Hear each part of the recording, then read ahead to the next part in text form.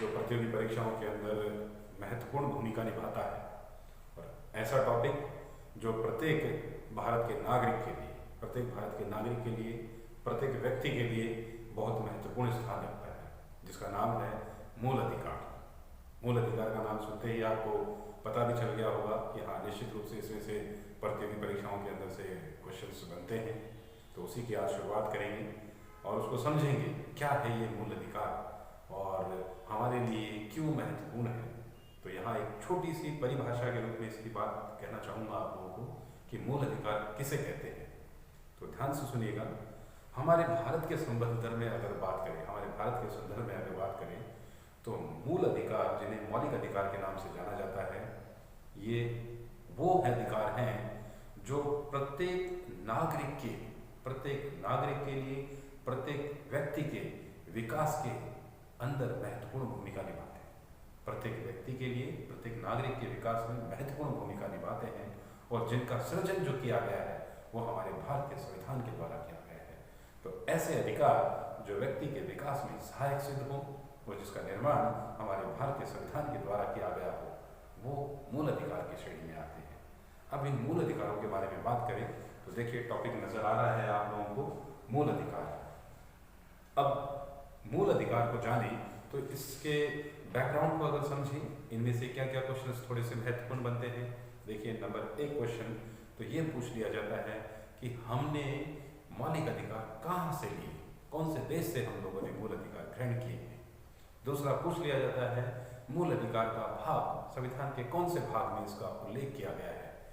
तीसरा पूछ लिया जाता है मूल अधिकार के अनुच्छेद कहाँ से कहाँ तक है। चौथा, इसके अंदर जितने भी हमारे मूल अधिकार हैं, जितने भी हमारे संविधान के अंदर मूल अधिकार दिए गए हैं, उनके बारे में हम लोग विस्तार पूर्वक चर्चा करेंगे। तो जैसे इस प्रकार से हम उनके बारे में बात करते हैं। चलिए शुरुआत करते हैं। मूल अधिकार, इसे किस नाम से जाना जाता है? तो ध्यान रखिएगा, मूल अधिकार को भारत में मैग्ना कार्टा के नाम से भी जाना जाता है। किस नाम से जाना जाता है? Magna carta. आप लोगों से पूछ लिया जाए, आप लोगों से क्वेश्चन आ जाए कि बताइए भारतीय संविधान के किस भाग को मैग्ना कार्टा की संज्ञा दी गई है, तो मौलिक अधिकारों को मैग्ना कार्टा की संज्ञा दी गई है। ये मैग्ना कार्टा क्या है? तो यहाँ इसकी जानकारी के लिए बता दूं मैं, लगभग 1215 के अंदर ब्रिटेन के अंदर, जो ब्रिटेन के राजा थे, राजा विलियम्स, वो प्रजा के ऊपर शोषण किया करते थे और उनके इस शोषण के खिलाफ एक मुहिम छेड़ी। किसने छेड़ी, ये भी जानने का मन होगा आपका। तो उनकी स्वयं की बेटी ने और उनके स्वयं के जवाई ने उनके खिलाफ एक घोषणा पत्र जारी किया आम जनता के लिए, नागरिकों के लिए। और उस घोषणा पत्र में उनकी बेटी और जवाई ने लिखा कि जितने भी लोग हैं, जितने भी नागरिक हैं, उनको अपना जीवन न्यूनतम आवश्यकताओं की पूर्ति करने के लिए जिन साधनों की आवश्यकता होती है, उसको लेखबद्ध तरीके से एक घोषणा पत्र में जारी किया कि प्रत्येक व्यक्ति को अपने जीवन के लिए मूलभूत आवश्यकताएं चाहिए, उसके कुछ मूल अधिकार होने चाहिए, जिससे उसके जीवन के अंदर प्रत्येक प्रकार की समानता स्थापित की जा सके, प्रत्येक उसके अंदर अधिकार निहित हो और उसके अंदर स्वतंत्रता के साथ न्याय की भावना भी छिपी हुई हो। उसे ही मैग्ना कार्टा कहा गया और इसे हमारे भारतीय संविधान के अंदर अपनाया गया, जिसे मैग्ना कार्टा की संज्ञा कही गई है। तो मैग्ना कार्टा की संज्ञा जो दी गई है वो हमारे देश के मूल अधिकारों को दी गई है। अच्छा, ये तो हुई मैग्ना कार्टा की बात। तो अगर आपसे पूछ लिया जाए भारतीय संविधान के कौन से भाग को मैग्ना कार्टा कहा जाता है, तो अभी अपन चर्चा करेंगे। वैसे मैं बता दूंगा आप लोगों को, संविधान का भाग 3, कौन सा? संविधान का भाग 3 जो है वो मौलिक अधिकारों से संबंधित है। तो आपसे पूछ लिया जाए मैग्ना कार्टा कौन से भाग को कहते हैं, तो भाग 3 को कहते हैं। चलिए, वैसे अपन इसकी बात ही करेंगे तो हम क्रम से चलते हैं इस मामले में कि मूल अधिकारों के बारे में किस प्रकार का परिचय दिया गया है। आइए करते हैं शुरुआत। सबसे पहले शब्द दिया गया है मूल अधिकार। आपसे पूछ ले, बताइए भारतीय संविधान के अंदर मूल अधिकारों को हमने कहां से लिया है, कहां से अपनाया है। तो यहाँ जो क्वेश्चन बनता है वो हमने अपनाया जो है, हमने मूल अधिकारों को जो अपनाया है, तो ध्यान रखिएगा वो अमेरिका से अपनाया है, यूएसए से लिया गया है। बहुत महत्वपूर्ण क्वेश्चन है, कई बार प्रतियोगी परीक्षाओं में आ चुका है कि मूल अधिकार को हमने कहां से अपनाया है, कहां से ग्रहण किया है। अमेरिका से ग्रहण किया है, यूनाइटेड स्टेट ऑफ अमेरिका। दूसरा क्वेश्चन पूछ लिया जाए, मूल अधिकार का उल्लेख संविधान के कौन से भाग में है? ये भी बहुत महत्वपूर्ण क्वेश्चन है, आता रहता है, रिपीटेड क्वेश्चन है बेटा, हमेशा आता रहता है। तो आपसे पूछ ले मूल अधिकार का उल्लेख संविधान के कौन से भाग में है, तो ध्यान रखिएगा मूल अधिकार का उल्लेख संविधान के भाग 3 में बताया गया है। ध्यान रखिएगा, बहुत से विद्यार्थी 4 कर देते हैं, तो चौथे भाग में नहीं है। चौथे भाग में तो क्या है, नीति निर्देशक तत्व है, जिनकी बात हम बाद में अगले नेक्स्ट वीडियो में करेंगे। इसके बाद में जो क्वेश्चन बनता है वो पूछ लिया जाता है कि मूल अधिकारों का उल्लेख कौन से आर्टिकल के अंदर है। आर्टिकल का मतलब अनुच्छेद। आपसे पूछ ले कि मूल अधिकारों का उल्लेख संविधान के कौन से अनुच्छेद में है, तो यहाँ ध्यान रखिएगा 12 से लेके और 35 यहाँ तक मूल अधिकारों के आर्टिकल्स मतलब अनुच्छेदों के बारे में बताया गया है। तो ये 3 क्वेश्चन तो रिपीटेड क्वेश्चन है, अक्सर आते रहते हैं कि मूल अधिकार कहाँ से अपनाए, अमेरिका से अपनाए, कौन से भाग में है, तीसरे भाग में है, और अनुच्छेद कहाँ से कहाँ तक है, तो 12 से 35 तक है। यहाँ एक बात और महत्वपूर्ण मैं बताना चाहूंगा, वो भी अक्सर क्वेश्चंस पूछ लेते हैं एग्जाम में, वो क्या है, बहुत ही महत्वपूर्ण बात है, वो ये है कि मूल अधिकार जो है वो वाद योग्य है। मूल अधिकार क्या है, वाद योग्य है। यह वाद योग्य से क्या अभिप्राय निकलता है, तो वाद योग्य का मतलब होता है कि यदि, वाद योग्य का मतलब होता है यदि किसी भी व्यक्ति के मूल अधिकारों का अगर हनन होता है या किसी भी प्रकार से उन्हें छीन लिया जाता है, किसी भी व्यक्ति से उनके अधिकारों को अगर छीन लिया जाए, तो उसे पुनः प्राप्त करने के लिए, उसे दोबारा हासिल करने के लिए व्यक्ति न्यायपालिका की शरण में जा सकता है। और न्यायपालिका की शरण में जा सकता है, इसका मतलब कानून के द्वारा, कानून की विधि के द्वारा, कानून की प्रचलित विधियों के द्वारा, स्थापित प्रक्रिया के द्वारा उस व्यक्ति को मूल अधिकार सर्वोच्च न्यायालय या उच्च न्यायालय के द्वारा दिए जाएंगे, सौंपाए जाएंगे, लौटाए जाएंगे। तो मतलब सीधा सा है कि मूल अधिकार के हनन होने पर हम न्यायपालिका की शरण में जा सकते हैं, और न्यायपालिका की शरण में जाने का मतलब केस दायर किया जा सकता है, और केस को ही वाद कहा जाता है। तो मूल अधिकार जो है वो वाद योग्य है। ये क्या करते हैं, राज्य के ऊपर प्रभाव डालते हैं। तो ध्यान दिएगा, ये भी कहा जाता है कि मूल अधिकार नकारात्मक शक्ति लिए हुए होते हैं। आपसे कथन में पूछ लिया जाए क्या मूल अधिकार नकारात्मक शक्ति लिए हुए होते हैं, तो यस, मूल अधिकार नकारात्मक शक्ति का प्रभाव छोड़ते हैं। कैसे छोड़ते हैं, इसको भी समझते हैं। जो राज्य है, राज्य जो है उस राज्य की शक्ति को, जो राज्य है उस राज्य की शक्ति को ये कम करते हैं, राज्य की शक्ति को ये कम करते हैं साहब। मतलब अगर कोई राज्य किसी व्यक्ति के मूल अधिकारों का हनन करता है, तो वो वाद के विषय का आधार तैयार करवा देगा, और सर्वोच्च न्यायालय में उस राज्य के खिलाफ भी केस दायर किया जा सकता है। इसलिए राज्य की शक्तियों का ह्रास होता है, राज्य की शक्ति को कम करता है, क्योंकि प्रत्येक व्यक्ति को मूल अधिकार की आवश्यकता पड़ती है, और कोई भी राज्य विधि की स्थापित प्रक्रियाओं के बगैर किसी व्यक्ति के मूल अधिकारों का हनन नहीं कर सकता है, छीन नहीं सकता है। तो यहाँ ये नकारात्मक शक्ति लिए हुए होते हैं। आपसे पूछ ले नकारात्मक शक्ति, तो ये नकारात्मक शक्ति को भी लिए हुए होते हैं। तो यहाँ एक क्वेश्चन बन गए आपके, मैग्ना कार्टा से संबंधित आपका क्वेश्चन बन चुका है, अपनाया गया अमेरिका से है, भाग का उल्लेख तीसरे में है, अनुच्छेद 12 से 35 तक है, और ये वाद योग्य है और राज्य की नकारात्मक शक्ति के ऊपर प्रभाव डालते हैं। कहने का मतलब राज्य की शक्ति को ये कम करते हैं। यहाँ तक की बात जो है वो मूल अधिकारों के परिचय के रूप में है। मैग्ना कार्टा के बारे में बताया गया। मैग्ना कार्टा किसी कारण से कहा जाता है, तो पहली बार इस दुनिया के अंदर जब व्यक्तियों के अधिकारों के लिए जो घोषणा जारी की गई उसे मैग्ना कार्टा कहा गया, और भारतीय संदर्भ में भी इसे मैग्ना कार्टा कहा जाता है। यहाँ एक महत्वपूर्ण कथन और बोलना चाहूंगा मैं। आपसे पूछा जाए कि मेरुदंड की संज्ञा किसे दी गई है, मेरुदंड, ये भी ध्यान रखिएगा, इंपॉर्टेंट क्वेश्चन है। मेरु और दंड, मेरुदंड की संज्ञा किसे दी गई है, तो मेरुदंड की संज्ञा जो दी गई है वो मूल अधिकारों को ही दी गई है। ध्यान रखिएगा, मेरुदंड की जो संज्ञा दी गई है वो मूल अधिकारों को ही दी गई है, और ये मेरुदंड की संज्ञा जवाहरलाल नेहरू के द्वारा दी गई है। किसके द्वारा दी गई है, जवाहरलाल नेहरू के द्वारा मेरुदंड की संख्या दी गई है। आपसे एक और कथन पूछ ले, संविधान की आत्मा किसे कहा गया है, तो मूल अधिकारों को ही संविधान की आत्मा कहा है। विशेष रूप से पूछ ले भीमराव अंबेडकर ने संविधान की आत्मा किसे कहा है, तो मौलिक अधिकारों के अंदर ही हमारा एक अनुच्छेद है, अनुच्छेद 32, अभी आएगा, उसके बारे में चर्चा करेंगे हम लोग। तो अनुच्छेद 32 जो है, जो संवैधानिक उपचारों का अधिकार है, उसे भीमराव अंबेडकर ने संविधान की आत्मा की संज्ञा दी है। तो ये कुछ महत्वपूर्ण क्वेश्चन हैं जो हमेशा अक्सर एग्जाम में आते रहते हैं, आप इनको बार बार देखिएगा, सुनिएगा। अब इसकी विस्तारित रूप से चर्चा करते हैं हम कि मूल अधिकार क्या है। इसको बिठा के आगे की बात करते हैं। तो मूल अधिकार बेटा क्या प्रत्येक व्यक्ति के लिए जरूरी है, क्या प्रत्येक नागरिक के लिए जरूरी है? हाँ जी, बिल्कुल, प्रत्येक व्यक्ति के लिए भी मूल अधिकार होने चाहिए और प्रत्येक नागरिक के लिए भी मूल अधिकार होने चाहिए। यहाँ व्यक्ति और नागरिक के अंदर विशेष फर्क होता है, उसे आपको समझना है कि व्यक्ति कौन होते हैं और नागरिक कौन होते हैं। अगर किसी देश की भौगोलिक सीमा के अंदर एक निश्चित जनसंख्या जो होती है और अगर वो जनसंख्या उस देश की है तो वो उस देश के नागरिक कहलाएंगे। लेकिन व्यक्ति एक व्यापक अर्थ लेके चलता है। इस दुनिया में जितने भी लोग हैं वो सारे के सारे व्यक्ति के नाम से चलते हैं। तो क्या व्यक्ति और नागरिक के मूल अधिकारों में कोई फर्क है? बिल्कुल है बेटा, व्यक्ति और मूल अधिकार के व्यक्ति और नागरिक के अंदर फर्क है। जैसे क्या फर्क है तो सुनिए। हमारे भारत देश के अंदर जो भारत के नागरिक हैं, हमारे देश के अंदर जो भारत के नागरिक हैं, उन्हें कौन कौन से मूल अधिकार प्राप्त हैं जो सिर्फ और सिर्फ भारत के नागरिकों को है?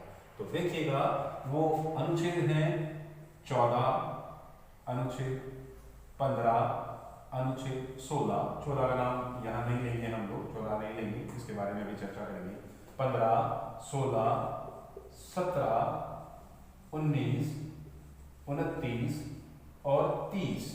ध्यान रखिएगा, ये जितने भी मूल अधिकार हैं ये केवल और केवल भारतीय नागरिकों को ही प्रदान किए गए हैं, सिर्फ और सिर्फ भारतीय नागरिकों को प्रदान किए गए हैं। 15 है, 16 है, 17 है, 19 है, 29 है और 30 है। ध्यान रखिएगा, विशेष रूप से ध्यान रखेंगे आप इस बात को।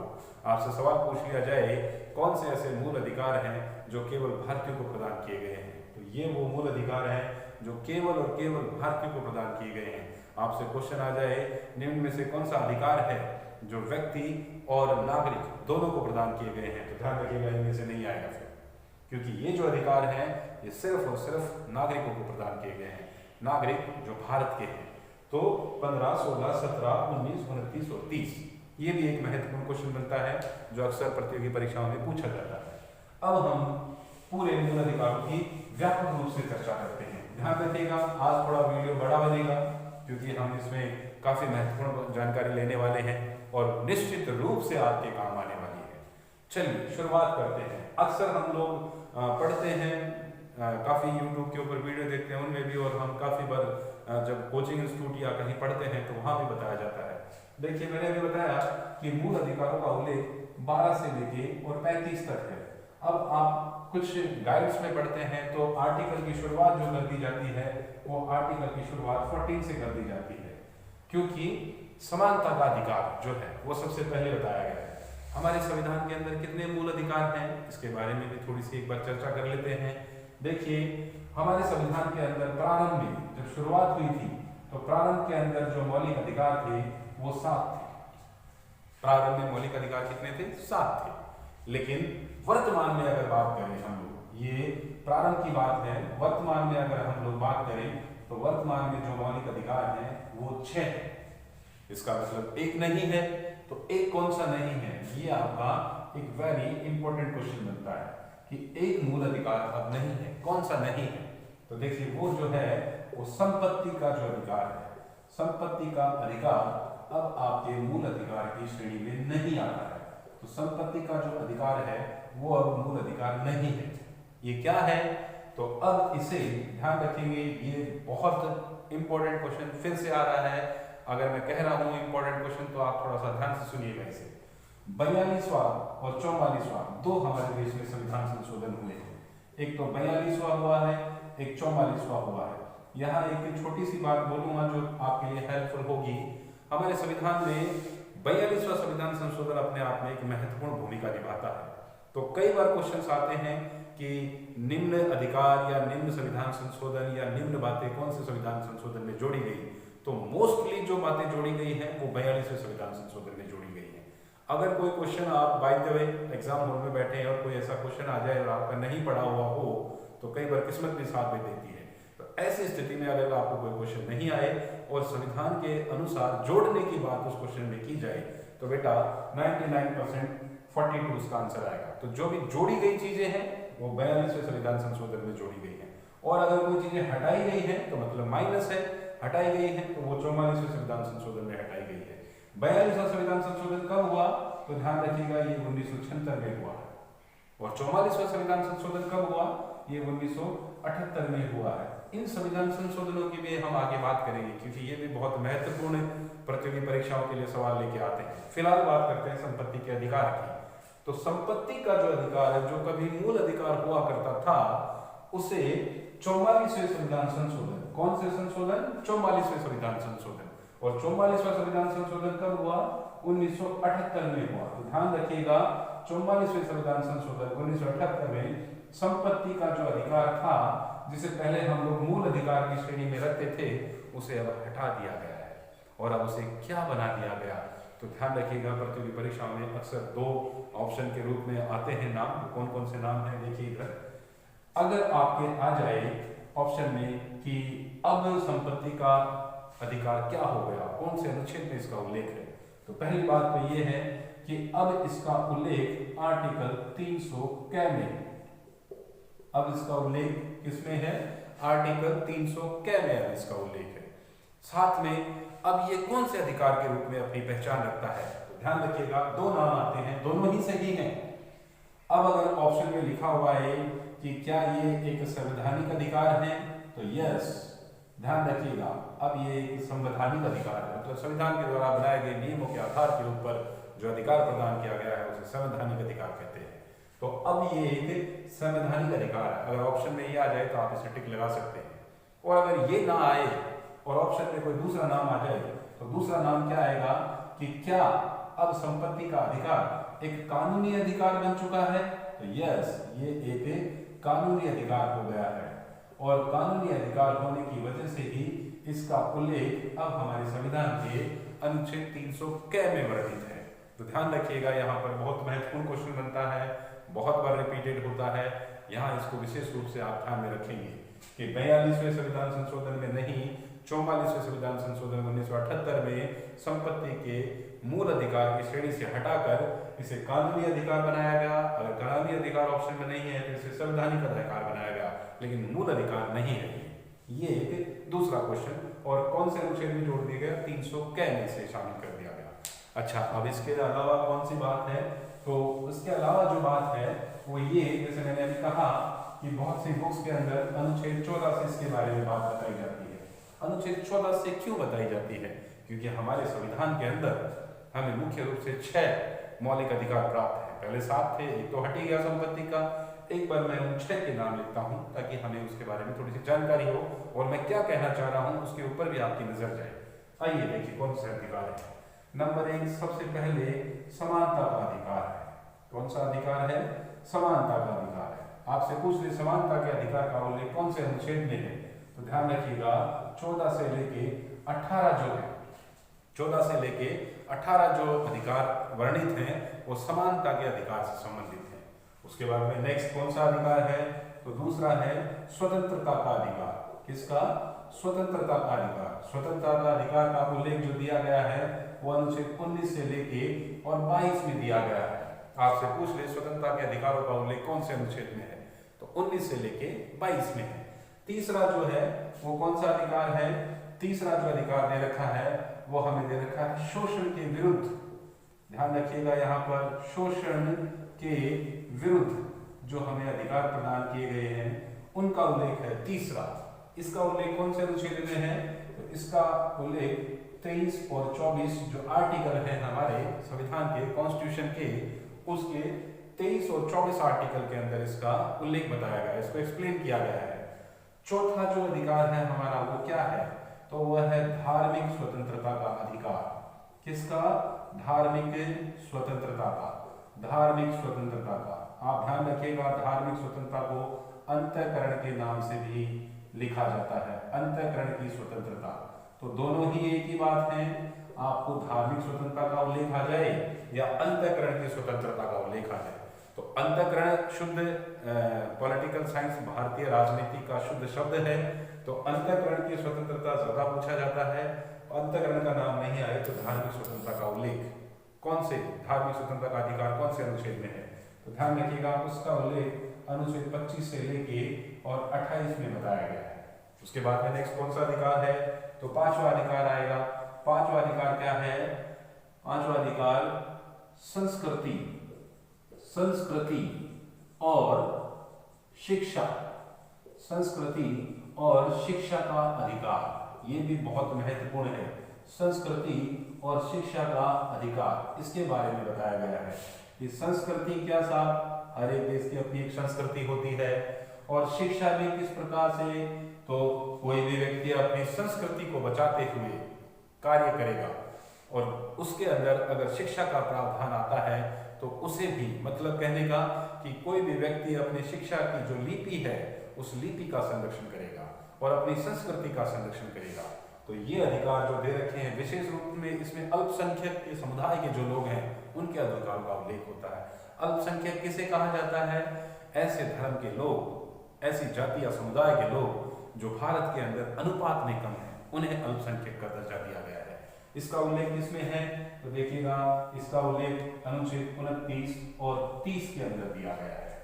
फिर अगला आता है कौन सा, संपत्ति का अधिकार। देखिए संपत्ति का अधिकार आएगा छठा, जिसका उल्लेख कौन सा आएगा, अनुच्छेद 31 में। अनुच्छेद 31 तो है ही नहीं, अनुच्छेद 31 तो संपत्ति का अधिकार है, और संपत्ति का अधिकार तो मौलिक अधिकार है ही नहीं अब, तो इसका मतलब अनुच्छेद 31 का उल्लेख नहीं आएगा। अनुच्छेद 31 तो 300 के अंदर जाके कानूनी अधिकार बन गया ना अपना, अभी तो पढ़ा था हमने। अच्छा, लास्ट कौन सा आएगा, छठे नंबर का आएगा। छठा नंबर कौन सा है, ये वेरी इंपॉर्टेंट है, बहुत ही महत्वपूर्ण, सारे अधिकारों के अंदर से सबसे महत्वपूर्ण जो है वो अगला पार्ट है। वो कौन सा है, वो है आर्टिकल 32, अनुच्छेद 32। इसमें क्या है, इसमें है संवैधानिक, इसमें लिखा हुआ है संवैधानिक उपचारों का अधिकार, संवैधानिक उपचारों का अधिकार। ये क्या है साहब, ये बहुत महत्वपूर्ण है। आप बोलोगे मैंने इसे क्यों नहीं मिटाया, किसी कारण से नहीं मिटाया, बताऊंगा मैं क्यों नहीं मिटाया इसे। तो संवैधानिक उपचारों का अधिकार ये क्या है साहब, ये संविधान की आत्मा है। अनुच्छेद 32 संविधान की आत्मा है। किसने कही ये बात, भीमराव अंबेडकर ने कही ये बात कि अनुच्छेद 32 हमारे संविधान की आत्मा है, मूल अधिकारों की आत्मा है। दूसरी महत्वपूर्ण बात आपको इसमें ध्यान रखनी है, अनुच्छेद 32 में ऐसी क्या विशेष बात है जो मैं इसके ऊपर इतना जोर लगा रहा हूं। तो ध्यान रखिएगा मेरे दोस्तों, अगर किसी व्यक्ति के मूल अधिकारों का हनन होता है तो वो सर्वोच्च न्यायपालिका के अंदर या उच्च न्यायालय के अंदर जाकर शरण ले सकता है, दुहाई दे सकता है, मांग कर सकता है अपने अधिकारों की कि साहब मेरे मूल अधिकारों का हनन हुआ है और मुझे ये प्रदान किए जाएं। तो इसके लिए सुप्रीम कोर्ट और हाई कोर्ट रिट जारी करते हैं जो कि 5 प्रकार की होती है। इसके बारे में अलग से वीडियो में चर्चा करेंगे हम लोग, क्योंकि रिट अपने आप में बहुत महत्वपूर्ण है। आपसे पूछ ले कितने प्रकार की रिटें जारी की जाती हैं, तो 5 प्रकार की रिटें जारी करती हैं, जिसकी चर्चा अगले वीडियो में करेंगे हम लोग। 5 प्रकार की रिटें कौन जारी करता है, तो यहाँ ये भी महत्वपूर्ण बात है, ध्यान रखिएगा। सर्वोच्च न्यायालय और उच्च न्यायालय दोनों ही रिटें जारी करते हैं। यहाँ पर एक और महत्वपूर्ण बात है, हाई कोर्ट को, उच्च न्यायालय को रिट जारी करने के मामले में सर्वोच्च न्यायालय से ज्यादा शक्ति प्राप्त है, ज्यादा शक्ति प्राप्त है। क्योंकि ये तो एक ही आर्टिकल के तहत करता है, हाई कोर्ट 2 आर्टिकलों के तहत करता है। तो मैं उस वीडियो के अंदर ही इस बारे में बातें बताऊंगा आपको। अब आगे अपन बढ़ते हैं तो देखते हैं इस मामले में कि क्या ऐसी बात थी जिसकी वजह से मैंने अनुच्छेद 14 को नहीं हटाया। तो वो बात क्या है, देखते हैं अपन इसको। देखिए यहाँ आपको आर्टिकल नजर आ रहे हैं, तो लगभग सारे आर्टिकलों के बारे में मैंने मूल अधिकारों को लिख दिया है कि 12 से लेकर 35 तक है। तो देखिए 14 से 18 आए, इसके बारे में बात करते हैं, समानता के अधिकार के बारे में बात करते हैं। स्वतंत्रता का अधिकार कौन से अनुच्छेद में है? 19 से 22 में है। शोषण के विरुद्ध 23-24 में है। धार्मिक स्वतंत्रता 25 से 28 में है। अंतःकरण की स्वतंत्रता भी इसे कहा जाता है। संस्कृति और शिक्षा का अधिकार 29-30 में है। और सबसे महत्वपूर्ण अनुच्छेद 32, जिसे संविधान की आत्मा कहा है अम्बेडकर ने, वो अनुच्छेद 32 संवैधानिक उपचारों का अधिकार है। इसके बाद में 33, 34 और 35 और आते हैं, क्रम से उनकी बात करेंगे। लेकिन शुरुआत जो हमने करी वो तो समानता के अधिकार से करी 14 और 18। तो साहब 12 से नाम क्यों लिखा जाता है? तो यहाँ 12 भी महत्वपूर्ण है। 12 के बारे में भी हमें पता होना चाहिए और 12 के साथ 13 के बारे में भी हमें पता होना चाहिए। 12 और 13 क्या है?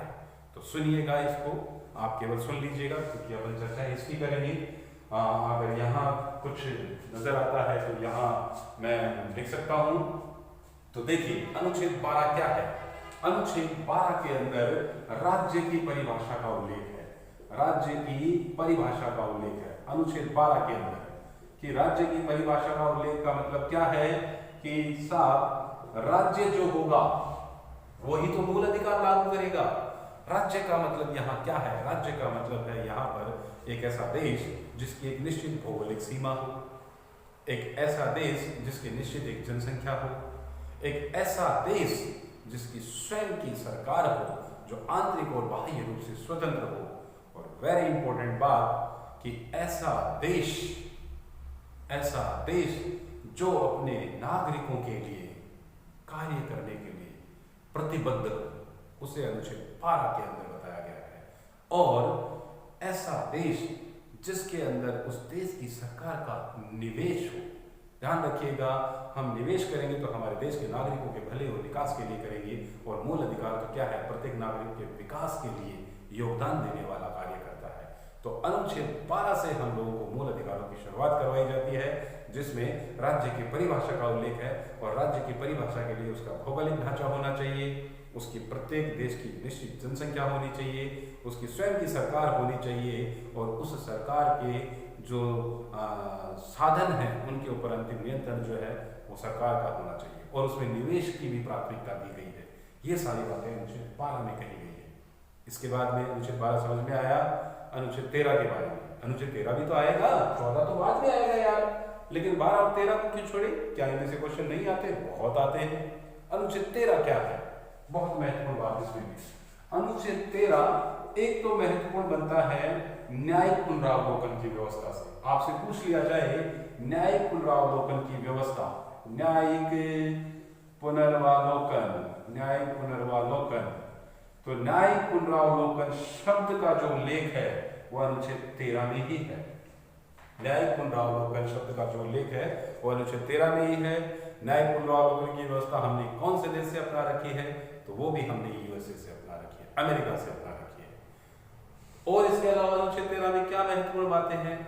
तो ध्यान से सुनिएगा, मुझे मैं जो बोलूं उसे सुनने की कोशिश करिएगा। देखिए, जब हमारे देश के अंदर संविधान बना, जब हमारे देश के अंदर हमने संविधान का निर्माण किया बेटा, तो संविधान बना तो उसने कानून बनाए, नियम बनाए, और प्रत्येक व्यक्ति और नागरिक के लिए निर्धारित किया कि साथ अमुक प्रकार के आपके दायित्व, कर्तव्य और अधिकार होंगे। लेकिन जब हमारा संविधान नहीं बना तो क्या व्यक्तियों के कर्तव्य नहीं थे? क्या व्यक्तियों के अधिकार नहीं थे? जी बिल्कुल थे। तो वो क्या है, उसकी बात जो कह रखी है वो अनुच्छेद 13 में कह रखी है। क्या है वो बातें? सुनिएगा, मैं फिर सरल से सरल भाषा में समझाने का प्रयास कर रहा हूं। देखिए, कानूनों का निर्माण कैसे हुआ? तो कानूनों का निर्माण एक बहुत ऐतिहासिक लंबी कहानी है। कैसे? शॉर्टकट में बोलना चाहूंगा कि प्रारंभ में कोई संविधान नहीं था। प्रारंभ में जब से इस धरती के ऊपर जीव उत्पन्न हुआ है, मनुष्य रहने लगे हैं, तब से कोई संविधान का निर्माण शुरू में नहीं था। तो लोगों ने अपना जीवन कैसे जिया? तो साहब उन्होंने कुछ परंपराओं को अपनाया, कुछ अंधविश्वासों को अपनाया। उन अंधविश्वासों के आधार पर वो परंपराएं बन गई, और उन परंपराओं को नियम के रूप में लेखबद्ध कर दिया, और उन्हीं के आधार के ऊपर व्यक्ति जीवन जीने लगा। आगे जाके जब हम लोगों को शिक्षा और साहित्य का ज्ञान हुआ, तो हमने संविधान को लेखबद्ध करके और व्यक्ति और अधिकार इन सब का विवरण संविधान के अंदर प्रस्तुत कर दिया। लेकिन अनुच्छेद 13 क्या कहता है? ध्यान से सुनिएगा। संविधान बनने से पूर्व जो विधियां प्रचलित थी, जो परंपराएं प्रचलित थी, अगर वो विधियां, वो परंपराएं, वो नियम आज के दिन में, आज के समय में अगर किसी व्यक्ति के मूल अधिकारों के आड़े आती हैं, मतलब किसी व्यक्ति के मूल अधिकारों में रुकावट पैदा करती हैं, कौन? वो पुरानी विधियां जो संविधान बनने से पहले से प्रचलित हैं। तो ध्यान रखिएगा, सर्वोच्च न्यायालय में ये व्यवस्था की गई है कि पुरानी विधियां, नियम, कानून, व्यवस्थाएं अगर आज के समय में किसी व्यक्ति के मूल अधिकार के आड़े आती हैं तो वो शून्य समझी जाएंगी, उनका कोई अस्तित्व नहीं होगा। एक तो ये बात है अनुच्छेद 13 में। इसके अलावा क्या बात है? इसके अलावा एक और बात है, इसी संदर्भ में है वो ये है कि अगर संविधान बनने से पहले की विधियां किसी व्यक्ति विशेष के मूल अधिकारों को प्रभावित करती है, मान लीजिए मैं हूं और मेरे मूल अधिकार को प्रभावित करती है, लेकिन आप लोग हैं, आपके मूल अधिकारों को वो विधियां प्रभावित नहीं करती हैं, तो मेरे मामले में वो विधियां शून्य मानी जाएंगी।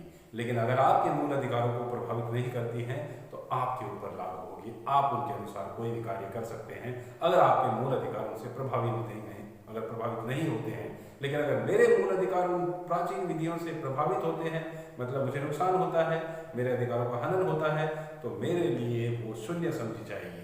ये सारी बातें अनुच्छेद 13 में है।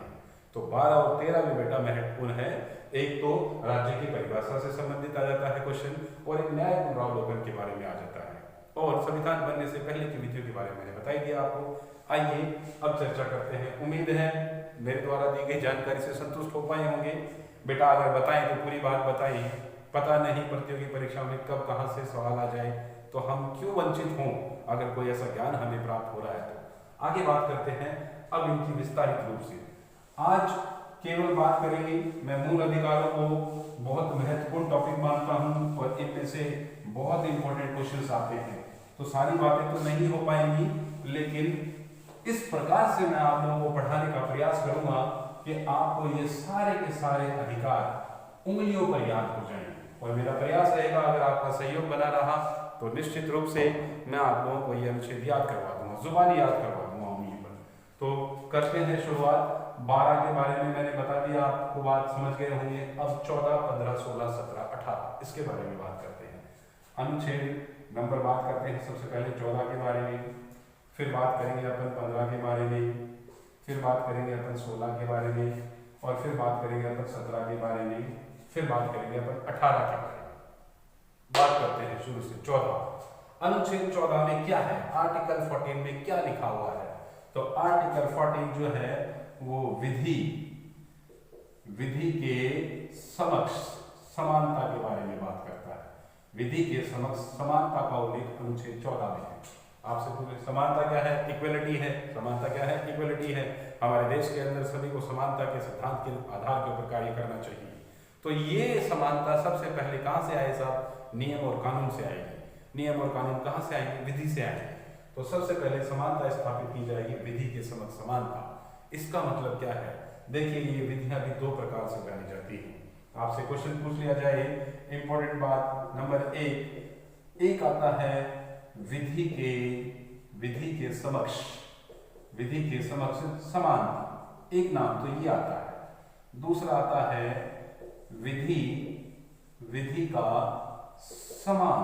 विधि का समान संरक्षण। देखिए 2 नाम आते हैं, इन 2 नामों के अंदर अक्सर कंफ्यूजन आ जाता है कि कौन सा किससे है, कौन सा किससे है। तो पहली बात तो अनुच्छेद 14 में किसका उल्लेख है? विधि के समक्ष समानता का उल्लेख है। अनुच्छेद 14 में किसका उल्लेख है? विधि के समक्ष समानता का उल्लेख है। आ जाए विधि के समक्ष समानता का सिद्धांत हमने कहां से लिया है? बहुत महत्वपूर्ण क्वेश्चन है ये, उन बच्चों के लिए भी महत्वपूर्ण है जो सेकंड ग्रेड की तैयारी कर रहे हैं, फर्स्ट ग्रेड की तैयारी कर रहे हैं, आज तक के मैटर में पूछा जाता है ये। तो Patwar, SSC, first grade, second grade, REET के अंदर तो बहुत ही महत्वपूर्ण है ये टॉपिक। रीट वाले तो विशेष रूप से सुने इसे, और पुलिस, दिल्ली पुलिस की तैयारी करने वालों के लिए भी इंपॉर्टेंट है। अभी जो बातें बता रहा हूं ये बहुत अच्छे लेवल की है। तो विधि के समक्ष समानता का उल्लेख हमें कहां से प्राप्त किया है, मतलब ये सिद्धांत हमने कहां से लिया है? तो ध्यान रखिएगा, यूके से लिया है, यूनाइटेड किंगडम से लिया है, मतलब ब्रिटेन से लिया है। विधि के समक्ष समानता का सिद्धांत हमने यूके, ब्रिटेन से लिया है। और विधि के समान संरक्षण ये व्यवस्था हमने कहाँ से ली है? ये व्यवस्था हमने अमेरिका से ली है, यूएस से ली है। बहुत ही महत्वपूर्ण क्वेश्चन है ये।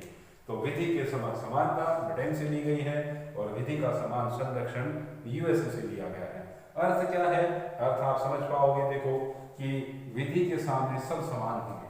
सब, कानून की नजरों में कोई भेदभाव नहीं है, कोई बड़ा और छोटा नहीं है, कानून की नजरों में सब समान है। तो ये व्यवस्था हम लोगों ने कहाँ से ली है? ब्रिटेन से ली है। और विधि का समान संरक्षण, संरक्षण कौन देता है? अमेरिका दुनिया का सबसे ताकतवर देश है, तो वो संरक्षण देता है। तो विधि के समान संरक्षण की व्यवस्था अमेरिका से हम लोगों ने प्राप्त कर रखी है। तो ये मतलब कि प्रत्येक व्यक्ति को कानून का अधिकार होगा, न्याय का अधिकार होगा, प्रत्येक व्यक्ति को कानूनी सहायता उपलब्ध करवाई जाएगी आवश्यकता पड़ने पर। तो विधि का समान संरक्षण मिलना चाहिए, साहब, अमेरिका से है। तो अनुच्छेद 14 किससे संबंधित है? विधि के समानता से संबंधित है। अनुच्छेद 15 किसके बारे में बात करता है? अनुच्छेद 15 का भी बड़ा जोरदार रोल है इस टाइम पर। आप देखो, एक केस हुआ था केरल के अंदर, पता होगा आपको, सबरीमाला मंदिर के मामले को लेकर केस हुआ है। उस केस के अंदर जो फैसला सुनाया गया अनुच्छेद 15 के तहत ही सुनाया गया है। क्या है ये? तो ध्यान रखिएगा, समानता के बारे में बात करता है कि समानता सबको समान आधार पर समझा जाएगा। तो अगर किसी व्यक्ति के साथ उसकी जाति, उसके धर्म, उसके लिंग, उसके निवास स्थान और जाति, धर्म, लिंग, निवास स्थान और भाषा, इनके आधार पर किसी प्रकार का भेदभाव नहीं किया जाएगा। किसी भी व्यक्ति के साथ उसके जाति के आधार के ऊपर, उसके धर्म के आधार के ऊपर, उसके लिंग के आधार के ऊपर, उसके निवास स्थान के आधार के ऊपर किसी भी प्रकार का भेदभाव नहीं किया जाएगा। यह अनुच्छेद 15 में कह रखा है। सबरीमाला का मंदिर यही तो है कि लिंग के आधार के ऊपर भेदभाव किया गया, मतलब उस मंदिर में महिलाएं प्रवेश नहीं कर सकती, पुरुष ही प्रवेश कर सकते हैं। तो सर्वोच्च न्यायालय ने अनुच्छेद 15 का हवाला दिया कि साहब, इस दुनिया के अंदर लिंग के आधार के ऊपर भेदभाव नहीं किया जा सकता है। तो महिलाओं को भी उतना ही अधिकार है मंदिर में जाने का जितना पुरुषों को अधिकार है। तो जाति, धर्म, लिंग, निवास स्थान, जन्म स्थान, उसके आधार के ऊपर भेदभाव नहीं किया जाएगा। जाति का संदर्भ, भाषा का संदर्भ जो आ जाता है वो जाति के अंतर्गत ही आता है। तो ये ध्यान रखिएगा, धर्म, जाति, भाषा, ये इसके आधार के ऊपर भेदभाव नहीं किया जाएगा। तो अनुच्छेद 15 में ये बात वर्णित है। अनुच्छेद 16 क्या है? तो अनुच्छेद 16 है लोक नियोजन। लोक और नियोजन, लोक नियोजन में अवसर की समानता होगी साहब। लोक नियोजन में अवसर की समानता होगी, अवसर की समानता होगी। यहाँ लोक नियोजन से मतलब है सरकारी, यहाँ मैं बोलूंगा आपको नौकरी के बारे में प्रावधान है। लोक नियोजन का मतलब सरकार की तरफ से जनता के विकास के लिए क्या कार्य किए जाएं, उसमें किसी भी प्रकार की असमानता नहीं होनी चाहिए। और विशेष रूप से प्रत्येक भारत के नागरिक को, देखिए प्रत्येक भारत के नागरिक को, मैंने कहा यह अनुच्छेद केवल नागरिकों को प्रदान किया गया है। तो प्रत्येक भारत के नागरिक को उसको अपने विकास के लिए अवसर के रूप में समानता का सिद्धांत अपनाया जाएगा। मतलब प्रत्येक व्यक्ति को समान अवसर प्रदान किए जाएंगे। और समान अवसर की बात करें तो मैं अगर इसे एक लाइन में बोलूं, सरकारी नौकरियों के अंदर आरक्षण की जो बात कही गई है, ये भी बहुत बेहतरीन बात है और इम्पोर्टेंट बात है। आपसे पूछ लिए सरल भाषा में आरक्षण का उल्लेख कौन से अनुच्छेद के अंदर है? तो आरक्षण का उल्लेख अनुच्छेद 16 में बताया गया है कि सरकारी नौकरियों के अंदर आरक्षण की व्यवस्था होगी। आरक्षण का मतलब क्या हुआ? ऐसे जाति के लोग, अनुसूचित जाति, जनजाति, पिछड़ी जाति, उनको भी साफ सरकारी नौकरियों के अंदर अवसर की समानता प्रदान की जाए। तो ये अनुच्छेद 16 लोक नियोजन से संबंधित है। अनुच्छेद 17 सभी जानते हैं आप लोग, बहुत महत्वपूर्ण है। गांधी जी ने बड़ा महत्वपूर्ण भूमिका निभाई है, अम्बेडकर जी ने बड़ी महत्वपूर्ण निभाई है।